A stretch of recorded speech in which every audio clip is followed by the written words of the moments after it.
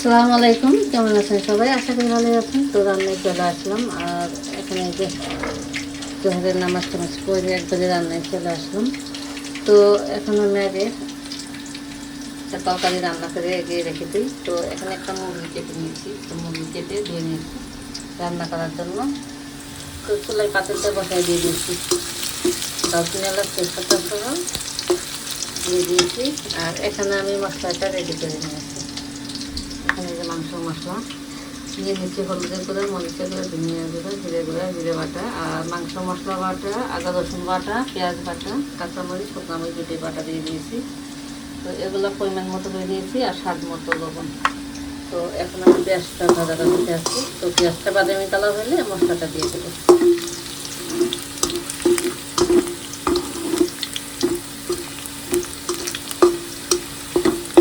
পেঁয়াজটা ভাজা হয়ে গেছে, তো এখন আমি মশলাটা দিয়ে দেবো।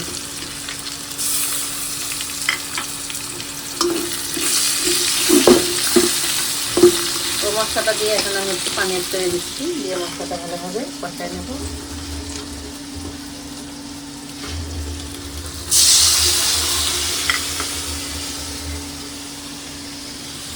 তো মশলাটা কষায় নিচ্ছি।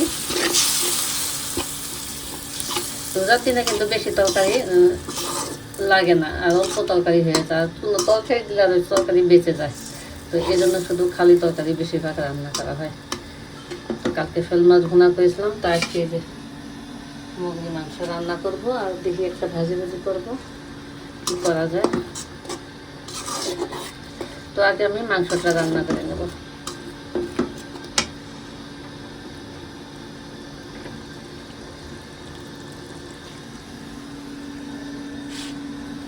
মশলাটা কষানো হয়ে গেছে, আর এখন আমি এই যে মুরগির মাংসগুলো দিয়ে দেবো।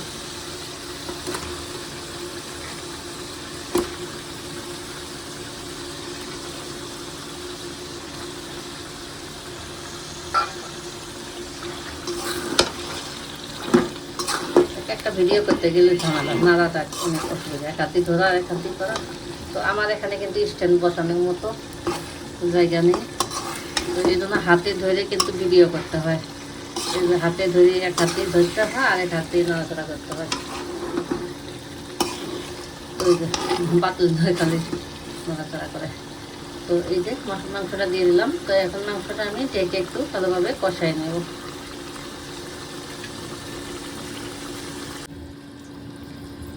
তো এই যে আমার মুরগির মাংসটা রান্না হয়ে গেছে। মাংসটা রান্না হয়ে গেছে, আর আমি কিন্তু কষানোর সময় শেয়ার করেছিলাম, তো একবারে রান্না করে শেয়ার করলাম।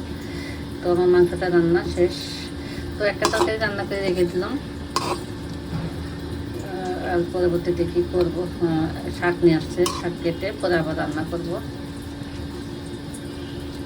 মাংসটা রান্না শেষ।